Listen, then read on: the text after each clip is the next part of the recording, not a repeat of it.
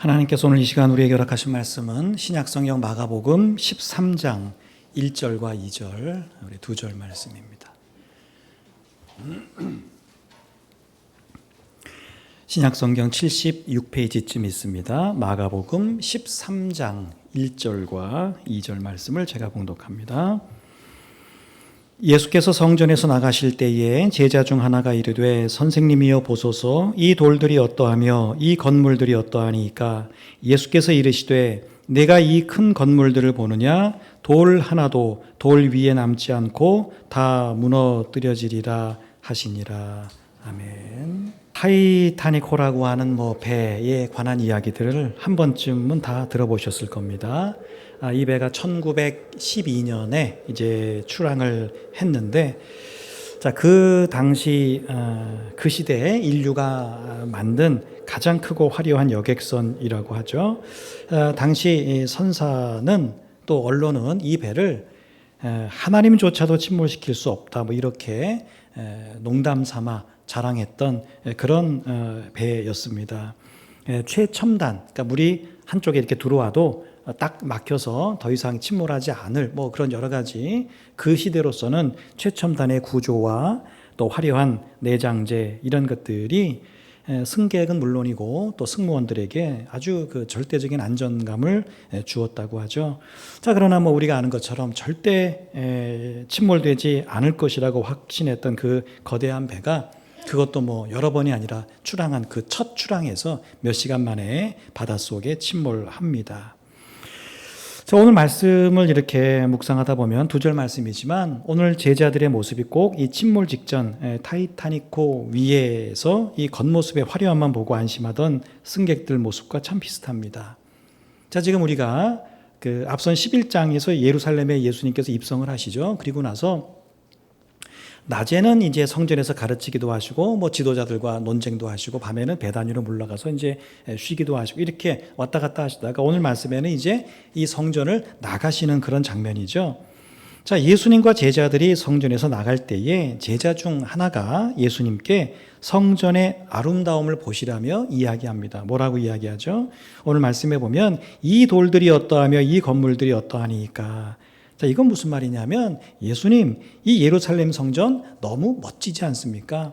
이 엄청난 돌로 만들어진 이 성전 너무 튼튼하고 견고하지 않습니까? 절대 무너지지도 않고 정말 이 성전 너무 좋다, 이런 의미로 이야기를 합니다. 실제로 예루살렘 성전은 예수님 요 말씀을 하시던 요 때에 이미 공사가 진행된 지 46년이 됐습니다. 물론 오래 지을 수 있죠. 근데 그렇게 오래 지었다는 건 그만큼 튼튼하고 견고하게 지었다는 건데, 이게 46년 동안 지어진 이 성전, 제자들은 그 규모, 그 아름다움에 아주 매료되어 있었던 것이죠. 그리고 실제 또 기록에 의하면 로마 제국의 여러 이 하나님의 성전 외에도 여러 이방의 신전들이 있었을 텐데 그것들과 비교해서 결코 뒤지지 않는 이 예루살렘 성전이 이 시대에도 굉장히 아름답고 좋은 그런 신전으로 정평이 나 있었다고 합니다. 그런데 예수님이 이제 성전의 규모와 아름다움에 감탄하면서 제자들이 멋있다, 아름답다, 너무 견고하다 이렇게 생각하는 제자들을 향해서 그들의 기대와 달리 이거 성전이 완전히 파괴될 거다, 이 말씀을 하시죠. 예언이죠. 지금 파괴된 건 아닙니다. 성전에 나가시면서 이거 너희들이 볼 때 아름답고 견고하고 이렇게 생각하지만 이거 결국 다 무너질 거야, 이렇게 말씀을 하십니다. 돌로 지어진 웅장한 건물이고요. 46년 동안 얼마나 견고하게 지었겠습니까? 그래서 이 시대 사람들은 다른 건 몰라도 우리 집들 그래 불타거나 이럴 수 있지, 근데 이 성전만큼은 무너지지 않을 거야, 이렇게 다 생각했단 말이죠. 사람들은 생각보다 여러분 어리석어서 절대 무너지지 않거나 절대 사라지지 않는다, 이렇게 생각하는 것들이 좀 있습니다. 물론 우리 인간적인 것에는 절대라는 말을 붙이면 안 되는데, 예컨대 권력을 가진 사람들이 많이 그렇잖아요. 한번 권력을 딱 갖고 나면 마치 자기가 갖고 있는 권력이 오래될 것처럼, 굉장히 영원할 것처럼 생각하는 경향이 있습니다. 돈 많은 사람도 마찬가지입니다. 난 돈이 너무 많아, 그래서 난 죽을 때까지 돈을 다 써도 돈이 바닥을 보일 수가 없어, 이렇게 생각하는 분들 있죠. 여러분 근데 뭐 그런 뭐 권력이나 돈이 많은 사람만 그런 게 아니라 우리도 마찬가지입니다. 우리가 뭐 예컨대 뭐 병원에 평생 한 번도 병원에 가지 않았던 분들 같은 경우는 어떤 생각이 있냐면 나는 죽을 때까지 크게 아프지 않을 것 같아. 뭐 이런 생각도 우리가 할 때가 있다라고 하는 거죠. 우리가 나이가 들어가도 내 마음만큼은 영원히 청춘이야. 여전히 청춘이야. 내 마음은 절대로 변하지 않아. 우리 스스로는 늘 그렇게 자신하고 위로하지만 사실 내가 느끼지 못해서 그렇지 다른 사람이 볼 때는 내 몸과 함께 마음도 변하기 마련이라고 하는 거예요. 여러분에게 이것만큼은 절대 무너지지 않는다. 이것만큼은 절대 변하지 않아. 그런 것들이 혹시 있으십니까? 여러분 그런 것들로 인해서 자부심 갖는 건 좋아요. 그죠? 근데 여러분 너무 그것 때문에 자신하지는 마셔요. 여러분이 뭘 많이 갖고 계시든 뭘 잘하시든 뭐 정말 이게 웬만해서는 뭐 흔들리거나 무너지지 않을 것 같은 뭔가 여러분 생각에 그런 게 있으시다 할지라도 그것 때문에 자부심 갖는 건 오케이. 그럴 수 있습니다. 근데 너무 그것 자신하지는 말라는 겁니다. 여러분 우리는 유한한 존재입니다. 그래서 그것이 무엇이든 언젠가는 사라지거나 무너지기 때문에 그런 것이죠. 아무리 건강관리를 잘해도 여러분 나이가 들면 그게 건강은 관리한다고도 되지 않는 부분이 있다는 거예요. 그러니까 하나님이 만들어 놓으신 자연의 질서라고 하는 것이죠. 절대 무너지지 않는 것, 그건 오직 하나님과 그 하나님이 행하시는 일뿐입니다. 자, 그렇다면 하나님이 임재하심의 상징인 성전임에도 불구하고 예수님이 오늘 왜 성전이 무너진다 이렇게 예언하셨을까요? 여러분 그건 결론적으로 말씀드리면 성전 안에서 하나님을 섬기고 예배한다고 하는 사람들이 성전의 원래 목적인 하나님의 말씀대로 살지 않았기 때문입니다. 오늘 첫 번째 메시지가 그거죠. 아무리 하나님의 것이라고 해도 말씀대로 살지 않으면 무너진다. 자, 오늘 말씀 2절이죠. 돌 하나도 돌 위에 남지 않고 다 무너뜨려지리라. 여러분 경고의 말씀이죠. 하나님의 성전이자 로마 제국 최고의 건축물과 같은 그 중에 하나였던 이것조차도 예외가 아니라는 겁니다.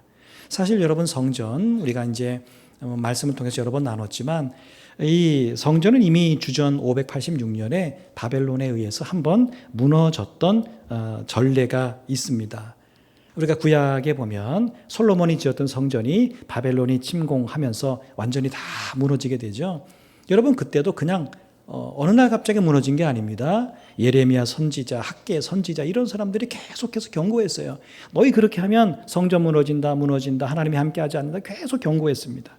자, 그런데 사람들이 어떻게 했죠? 경고를 무시하고 계속 죄를 짓고 하나님은 늘 함께 하시겠다고 했던 그런 성전 결국 이들의 반복된 죄 때문에 불순종 때문에 무너지게 됐습니다. 여러분 이때 무너진 솔로몬의 성전 지금 오늘 말씀에 있는 성전은 제3성전이라고 그래요. 솔로몬의 성전이 첫 번째 지어졌다 그래서 제1성전 그리고 나중에 포로에서 갔다 와서 우리 한번 살펴봤죠. 느헤미야라든지 여러 사람들에 의해서 지었던 그런 수룹바벨의 성전 이걸 제2성전이라 그래요. 이게 제일 초라했고요. 두 번째가 첫 번째 솔로몬이 지었던 게 제일 화려했고 그 다음에 두 번째가 오늘 이제 이 말씀에 있는 건데 자, 이 성전 화려했던 솔로몬의 성전이었고요. 또 성전을 봉헌할 때 솔로몬이 하나님 앞에 성전을 다 완공하고 봉헌할 때 하나님이 뭐라고 하셨죠? 내가 항상 이곳에 함께 하겠다. 너희들이 이곳에서 나를 향해서 기도하면 어떻게 하시겠다고요? 언제나 들어주시겠다. 그랬던 곳이 바로 이 솔로몬의 성전이었습니다. 그래서 이스라엘 백성들 가운데는 그 시대, 솔로몬 시대, 그 이후 시대의 사람들에게는 어떤 확신이 있었냐면 이 성전은 무슨 일이 있어도 무너지지 않아. 왜? 하나님이 직접 말씀하셨잖아요. 내가 이 성전에 너희와 함께 할 것이고 너희가 여기서 엎드려 기도하면 다 들어줄 거다. 그랬기 때문에 이 이스라엘 사람들에게는 성전은 곧 하나님이었습니다.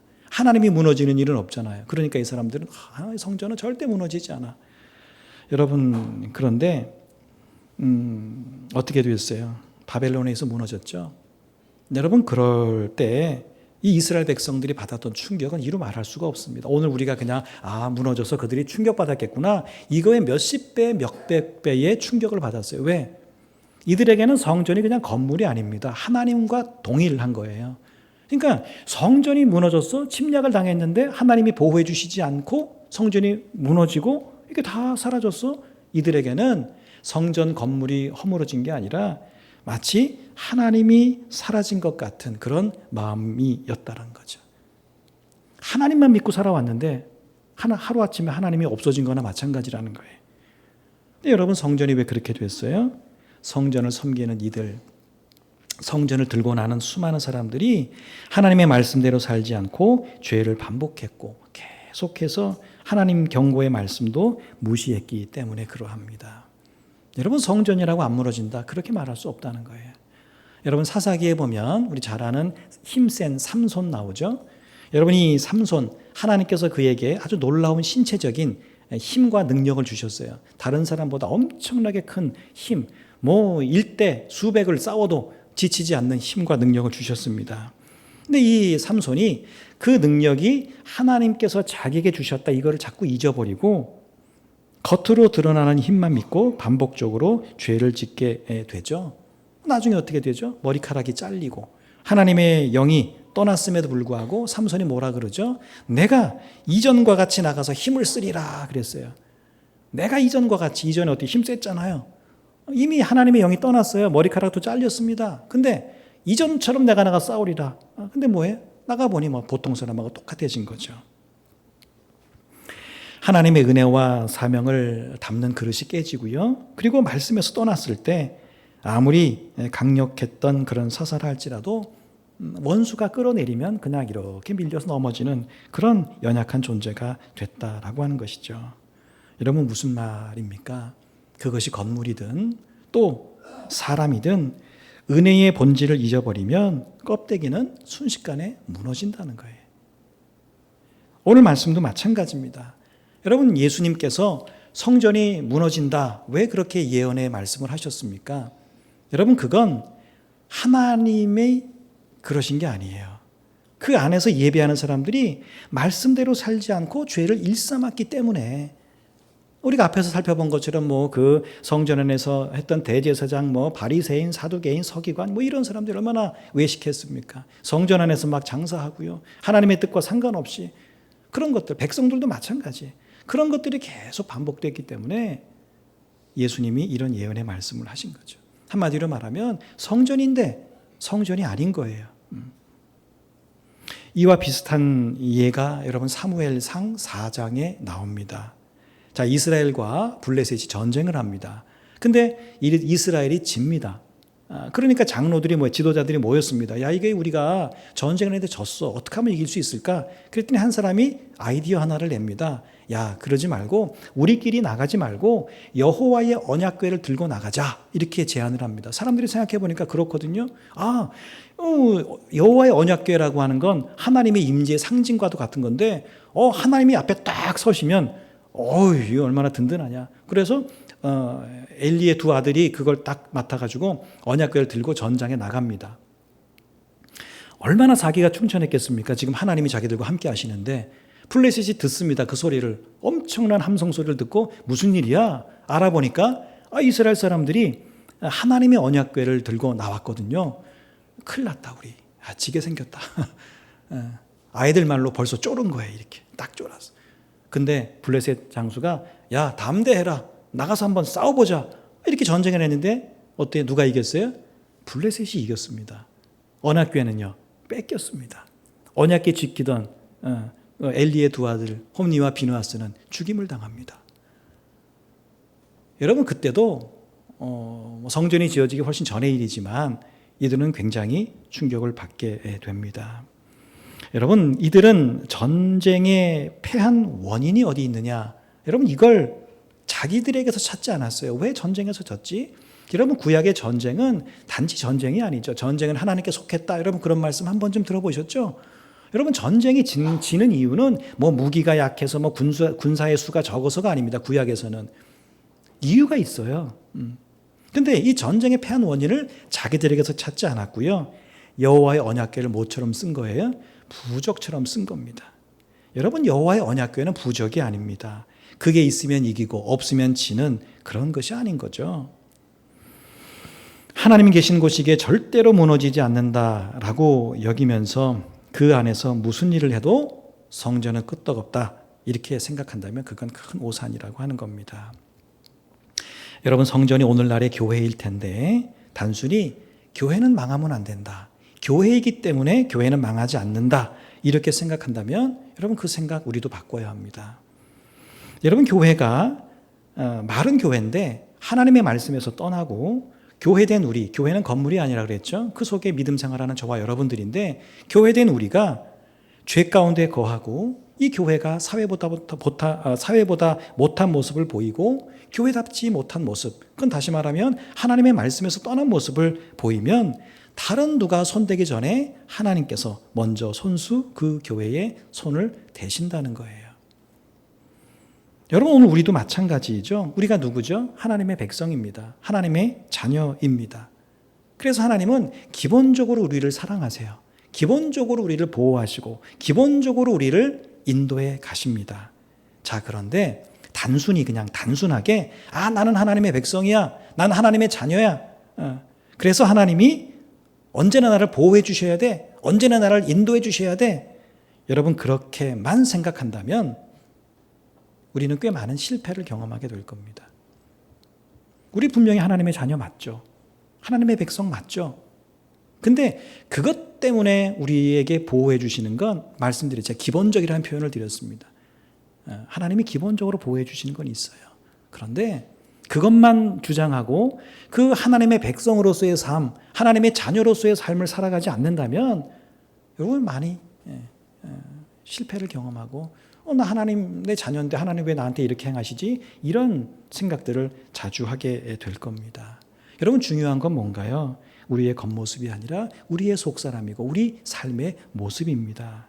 겉모습이 아무리 화려하고 좋아 보여도 나의 삶이 말씀과 다르면 그 모습은 하나님 앞에서는 의미를 잃는다.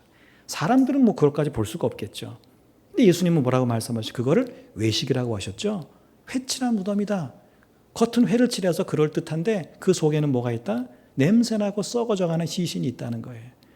우리의 모습이 그러하다면 하나님의 인도와 보호와 은혜를 받기가 어렵다는 겁니다. 어떤 분이 건강검진 결과를 받고 말했습니다. 결과 보니까 멀쩡한데요. 특별히 이상이 있는 데가 없는데, 의사가 대답합니다. 그래서 검진을 받은 겁니다. 질병이 나타난 다음에 검사를 받으면 늦으니까. 이런 얘기 했다는 거죠. 여러분, 우리 신앙도 마찬가지입니다. 무너지기 전에 우리가 말씀 안에서 늘 점검해야 되는 거죠. 우리가 병이 나고 나서 치료하는 것도 방법이겠지만 더 좋은 방법은 뭐예요? 병이 나기 전에 뭔가 좀 이렇게 우리 안에서 병이 나지 않도록 뭔가 조짐이 보이면 그런 것들을 미연에 예방하고 조심하는 게 더 좋은 방법 아니겠습니까? 우리가 평소에 믿음 그렇게 살아가야 되는 것이죠. 뭔가 큰 일이 일어났을 때 하나님 이게 아니라 평소에 우리는 말씀 속에서 내 삶을 점검해보고 내가 영적으로 혹시 병들거나 아프거나 그럴 가능성은 없는가, 이런 것들을 점검해 보는 것이죠. 자, 그래서 여러분, 오늘 말씀을 보면 우리가 이런 마음이 들 수 있습니다. 좀 두려운 마음이죠. 이거 봐라, 성전인데도 무너지네. 하나님이 함께 하신다고 하는데 무너지네. 왜 그랬나? 말씀에 순종하지 않아서 그렇게 됐네. 그러면 우리도 말씀에 순종하지 않으면 이렇게 되겠네. 이렇게 좀 두려운 마음이 들 수 있죠. 그런데 오늘 이 주시는 말씀의 두 번째는 뭐냐면 이런 경고의 말씀 때문에 두려워할 필요는 없다라고 하는 겁니다. 왜냐하면 이런 경고의 말씀은 하나님의 안타까운 사랑에서 나온 것이기 때문이다. 우리더러 망하라고, 우리더러 무너지라고, 우리더러 죽으라고 이런 경고를 보내시는 게 아니라 하나님 사랑에서 비롯된, 그것도 안타까운 사랑에서 계속 그렇게 가면 안 되는데 하는 그런 마음 때문에 주신 말씀이라는 거죠. 예레미야 7장 3절에 보면 하나님이 심판을 선언하시기 전에 너희 길과 행위를 바르게 하라고 말씀하세요. 심판을 주시기 전에 먼저 너희들 말과 행실을 좀 바르게 해. 그 말은 무슨 말인가요? 말씀인가요? 그러면 그 심판이 오지 않는다는 거죠. 호세아서 6장 6절에 나는 인애를 원하고 제사를 원하지 않는다, 이렇게 말씀하십니다. 미가서 6장 8절에 보면 하나님이 애초에 원하셨던 게 뭐라고요? 웅장한 건물, 화려한 하나님 앞에 제사 드리는 행위 이런 게 아니라 하나님과 함께 행하고 함께 걷는 삶이다. 이걸 말씀하시는 거예요. 자, 여러분 그러니까 오늘 말씀과 이렇게 연결해서 보면 여러분 성전의 본질은 뭐예요? 처음부터 건물이 아닙니다. 물론 건물을 짓긴 했어요. 근데 성전의 본질은 뭐냐? 건물이 아니라 하나님과 만나는 것이고 관계를 이어가는 곳이었다라고 하는 겁니다. 하나님은 온 우주에 계신 분이에요. 무소부재라고 하죠. 어디에나 언제나 계신 분이 하나님이십니다. 그런데 우리는 그럴 수 없잖아요. 시간과 공간의 제약을 받는 존재들 아닙니까? 그렇기 때문에 하나님은 성전이라고 하는 공간을 딱 정해서 특별히 뭐예요? 그곳에서 더 만나주시겠다고 하고 또 그곳에서 하나님의 자녀된 백성들과 관계 맺기를 기대하셨던 거예요. 자, 그런데 이스라엘 백성들은 하나님과의 관계는 도외시한 채 성전의 표현에 의하면 성전 뜰만 밟았고요. 주어진 제사만 그냥 형식적으로 드렸습니다. 성전 밖에서 실컷 죄짓고 살다가 성전 울타리 발을 딱 딛는 순간부터는 거룩한 척 그렇게 했습니다. 제사 드리고 다시 성전 밖을 나가서는 또 말씀과 멀어진 삶을 살았습니다. 하나님은 그게 너무 실망스러운 거예요. 원래 내가 성전이라는 거를 짓게 해서 내가 그 성전에 함께하고 너희들이 기도할 때 들었겠다고 했던 그 하나님의 원래 그 이유는 그런 게 아닌데 하나님이 그 모습이 너무 죄짓다가 성전에 오면 거룩한 척하고 또 나가면 또 죄짓고 이게 너무 실망스럽고 하나님은 다시금 이들과 좋은 관계를 맺고 싶으셔서 그래서 뭐 하시는 거예요? 수많은 우리 성경의 경고의 말씀들을 하신 거죠. 여러분 그래서 하나님이 우리에게 하시는 수많은 경고의 말씀들은 안 지키면 멸망당할지도 모르니까 무서워하며 지키라고 주신 말씀이 아니고요. 다시금 우리와 좋은 관계 맺기를 바라는 하나님 아버지의 사랑이자 우리가 잘 되기를 바라는 아버지 하나님의 표현인 것입니다. 운전자가 운전하다 보니까 뭔가 경고등이 하나가 들어옵니다. 뭔가 싶어서 경비소에 가요. 그랬더니 정비사가 하는 말이 이거 경고등이요. 휴즈 빼버리면 안 들어옵니다. 여러분 그게 제대로 된 정비사입니까?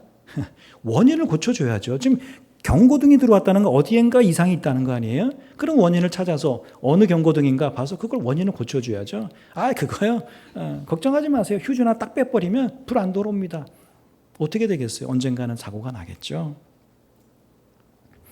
여러분 우리도 하나님 말씀의 경고가 불편하다고 해서 성경을 덮어버리는 게 아니라 원인이 되는 삶을 살펴서 그렇게 살아가야 되겠죠. 성경 보면 맨날 좀 부담돼. 에이, 안 읽어야지. 안 읽으면 속이라도 편하다. 이런 생각할 때가 있다는 거예요. 그러면 안 된다는 거죠. 여러분, 그래서 우리는 하나님이 하시는 경고의 말씀을 두려움으로 받아서 억지로 의무적으로 행하는 것이 아니고요. 그 경고의 말씀 속에서 우리는 뭘 생각하는 거예요? 하나님이 나를 정말 안타깝게 사랑하시는구나. 말씀대로 살지 않으면 어떻게 되는지를 아시기 때문에 하나님과의 관계가 멀어지면 어떻게 되는지 아시기 때문에 너무 안타까워서 그렇게 하면 안 된다고 계속해서 말씀하시는 거구나. 그래서 그 응답으로 기쁘게 우리는 뭐예요? 다시 말씀으로 돌아오고 다시금 말씀대로 행하고 다시금 하나님과 바른 관계를 맺으면 됩니다. 여러분 그렇게만 하면 뭐예요? 경고의 말씀은 뭐가 된다? 은혜의 말씀으로 바뀌게 된다는 거예요. 무서워. 이거 어디 무서워서 믿음 생활 하겠나? 이게 아니라 그걸 왜 그런 말씀을 하셨는지를 우리가 알면 좋다는 거예요. 여러분 하나님 앞에서 우리 모습은 겉모습이나 우리는 몰라요. 우리 서로는. 우린 사람이기 때문에 그 사람의 속 모습을 어떻게 알겠습니까? 그러나 우리가 하나님 말씀 앞에서 우리의 삶 또 우리 속에서 하나님과의 바른 관계를 이루는 삶 이게 하나님이 우리에게 정말 원하시는 것이다 라고 하는 걸 우리가 꼭 기억해야 합니다. 그리고 이 일은 예수님께서 우리에게 먼저 그 길을 열어주셨잖아요. 예수님이 참된 성전이 되셔서 이미 온전한 은혜의 자리를 우리에게 열어주셨습니다. 예수님이 십자가 달려 딱 돌아가시는 순간에 성소의 휘장이 위에서부터 아래까지 찢어졌다. 그게 무슨 말이죠? 이전에는 제사장을 통해서만 하나님을 만날 수 있었는데 이제는 누구나 하나님 앞에 나아갈 수 있고 회개할 수 있고 은혜를 경험할 수 있게 됐다라고 하는 것이죠. 여러분, 그래서 이제는 더 이상 지성소라고 하는 건물이 필요한 게 아니라 예수 그리스도를 통해서 직접 우리가 나아갈 수 있게 됐다라고 하는 겁니다. 그 예전에 성전 중심으로, 구약은 성전 중심으로 하나님을 섬겼다면, 그래서 오늘날 이 신약 시대는 뭐예요? 예수님 중심으로 믿음 생활을 합니다. 구약이 성전 중심이었다면 신약은 예수님 중심입니다. 구약 시대에는 성전이라고 하는 장소가 굉장히 중요했어요. 근데 신약 시대인 지금은 예수님과 언제 만나느냐, 언제 함께하느냐, 이 때가 굉장히 중요한 시대가 됐습니다. 그러면 여러분, 오늘 이 시대 믿음 생활은 도덕과 윤리가 아니라 사실 가장 중요한 게 예수 그리스도죠. 2010년도에 칠레 여러분 광산이 붕괴돼서 33명이 거의 갇혔다, 그런 얘기 뉴스 한번 들으셨죠? 그때 어떻게 됐죠? 그 33명인가가 제 기억은 다 살아났습니다. 어떻게 살아났습니까? 거기 그 구조대가 거기까지 굴 같은 걸 이렇게 뚫어가지고 한 명이 탈 수 있는 기구를 그 땅속까지 쭉 집어넣었죠. 그래서 거기에서 한 명씩 타고 그걸 올라와서 결국 33명이 다 구조를 받게 됩니다. 여러분, 그걸 딱 생각해 보면 그 안에 갇힌 사람들에게 필요한 게 뭐예요? 자기들에게 있는 곡괭이와 삽을 가지고 땅을 파고 출구를 찾는 게 아니라 그 구조대가 내려보내는 그거에 한 사람 한 사람 그거를 의지해서 그 열린 구조 캡슐을 붙드는 게 그들이 사는 유일한 길이라고 하는 것이죠. 여러분, 우리는 우리 스스로 하나님께 나아갈 수 없다는 기본적인 전제를 갖고 있어야 합니다. 내가 열심히 최선을 다해서, 이게 아니라 우리는 예수 그리스도 중심의 믿음 생활을 하는 거예요. 여러분, 그래서 교회는 늘 예수님 십자가 그 이야기를 하는 겁니다. 예수님께서 십자가로 그 길을 여셨고요. 우리는 하나님께서 이미 그렇게 열어주신 그 길로 믿음으로 나아가기만 하면 되는 것이죠.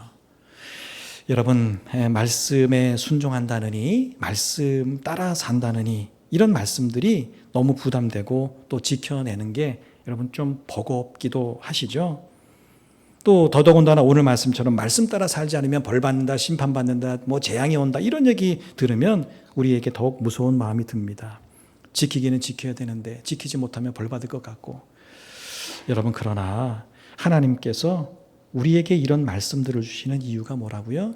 우리를 너무 사랑하시기 때문에, 지키지 못하는 두려움으로 살려고 그렇게 하신 게 아니라 순종과 또 행함에 따른 기쁨으로 살라고 주신 겁니다. 여러분, 그래서 이런 말씀들을 우리는 두렵게 받아들이는 게 아니라 그렇구나, 이렇게 되면 이렇게 되는구나, 이 말씀에 순종할 때 이 말씀이 내게 은혜와 기쁨과 위로가 되는구나. 여러분, 이런 말씀을 우리가 좀 기억해야 합니다. 성전을 통해서 하나님이 처음부터 원하신 게 뭐라고요? 우리의 삶이라고 하는 겁니다. 믿음은 여러분, 성전 안에서만, 예배당 안에서만 이루어지는 게 아니라 우리의 삶의 자리에서도 이어지는, 여러분, 삶이라고 하는 것. 그래서 오늘 우리가 말씀대로 사는 것은 심판받지 않으려고 몸부림치는 것이 아니라 이미 열려있는 은혜의 자리에 감사로 응답하는 기쁨인 줄로 믿습니다. 여러분, 오늘 하루 또 이번 한 주 살아갈 때에 말씀 따라 살아가는 작은 순종 하나하나가 결코 무너지지 않는 참 성전을 짓는 일과 같습니다. 여러분, 기쁘게 사시길 원합니까? 정말 은혜 가운데 살기를 원하십니까? 정말 내가 하나님의 인도를 받고 살기를 원하십니까? 하나님의 자녀가 받는 복을 누리시기를 원하세요? 여러분, 그러면 나 하나님의 자녀야, 이것만 내세우지 말고 하나님의 자녀다운 삶, 곧 하나님과 친밀하고 그분의 말씀에 따라 사는 그런 삶들을 살아보세요. 지난 수요일도 말씀을 드렸지만 늘 하나님과 나 사이에 일정한 거리를 딱 두고 하나님이 내게 가까이 오시려고 하면 내가 한 걸음 물러가고, 여러분, 그런 하나님과의 절묘한 거리를 유지하면서 믿음 생활하는 게 아니라, 여러분, 우리가 하나님께 가까이 가면 가까이 갈수록 우리는 하나님의 은혜와 사랑과 그 깊이를 깊이 경험하게 되고, 문제는 여전히 있지만 우리는 기쁘고 감사한 삶, 은혜 가운데 사는 삶을 살아갈 수 있다는 겁니다. 여러분, 그게 믿음으로 사는 기쁨과 즐거움 아니겠습니까? 힘들 때 똑같이 힘들고 아플 때 똑같이 아프고 괴로운 일이 있을 때 똑같이 괴로워하면 우리가 믿음으로 사는 이유와 즐거움과 기쁨이 어디 있겠어요? 세상 사람의 눈으로 볼 때는 모든 환경과 모든 게 다 똑같다 할지라도 저 사람이 믿음으로 사는데 왜 기뻐할까? 왜 즐거워할까? 왜 정말 모든 일을 감사함으로 감당할까? 여러분, 그 이유가 우리가 말씀대로 사는 삶이 있다고 하는 것. 오늘 우리 교회도 마찬가지입니다. 여러분, 이 교회가 교회되게 하는 거 어디에 있어요? 목사 혼자 잘한다고 되는 게 아닙니다. 누구 장로님들 잘하신다고 되는 게 아니에요. 저와 여러분들 교회된 우리 한 사람 한 사람이 교회 안에 와서 물론이고 여러분 삶의 자리에 가셔서 정말 그리스도인다운, 하나님 자녀다운, 하나님의 백성다운 삶을 말씀 안에서의 그 삶들을 작게나마 하나씩 순종해 나갈 때 후포중앙교회라고 이 교회는 정말 하나님이 기뻐하시고 세상이 인정해 주는 그런 교회도 되는 거예요. 이번 한 주 그렇게 사는 여러분 되시기를 주의 이름으로 축복합니다.